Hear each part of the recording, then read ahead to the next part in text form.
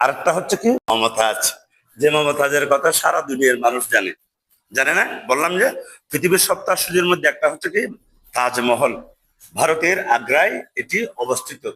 আমরা যে বিষয়ে আলাপচারিতা ছিলাম ইতিমধ্যে, পৃথিবীর সপ্ত আশ্চর্যের মধ্যে আমরা দুটো বিষয় জানছি, দুটা স্পট। একটা হচ্ছে তাজমহল আমাদের প্রিয় মমতাজের নামে, ঠিক আছে না? মমতাজের নামে তার স্বামী বাদশাহ শাহজাহান নামকরণ করে তাজমহলটা তৈরি করছে, পৃথিবীর সপ্ত আশ্চর্যের মধ্যে একটি। আরেকটা হচ্ছে কি চীনের বিশাল প্রাচীর। তাহলে আমরা অ্যাপেল টাওয়ার মানে এই জাতীয় অনেকগুলোর মধ্যে আমরা কয়েকটার নাম শুনছি।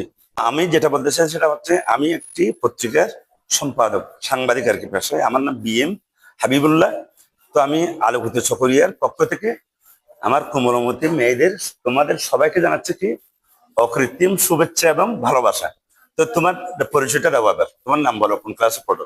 আমার নাম হচ্ছে অহিংসায় মার্মা, ওই হরিজন পাবলিক স্কুলের ক্লাস 10 এ পড়ি। লামা। বাবা। আর তুমি? আমার নাম সমচি মার্মা, আমি হরিজন পাবলিক স্কুলে পড়ি, আমি ক্লাস 10। আর তুমি? আমার নাম ইমু আক্তার, হরিজন পাবলিক স্কুলে পড়ি, ক্লাস 10। লামাতে? হ্যাঁ, লামা। লামা বলবেন, এটা পার্বত্য চট্টগ্রামের অন্যতম একটা কি উপজেলা। লামা, লামার পাশে হচ্ছে কি আলীকদম। আর তুমি? আমার নাম জুলফিয়া ফিরোজ, লামা হরিজন স্কুলে পড়ি, ক্লাস 10 এ। আচ্ছা, তুমি? আমার নাম হচ্ছে ধানুমা মার্মা, আমি লামা হলিচর স্কুলে পড়ি, আর আমার ক্লাস হচ্ছে 10। তুমি? আমার নাম মমতা আক্তার, আমি লামা হলিচর পাবলিক স্কুলে পড়ি, আমি ক্লাস 10 এ পড়ি। আর তারপরে হচ্ছে সময় দর্শক মন্ডলী, আমার মেয়ে মমতাজ, যে মমতাজের কথা সারা দুনিয়ার মানুষ জানে।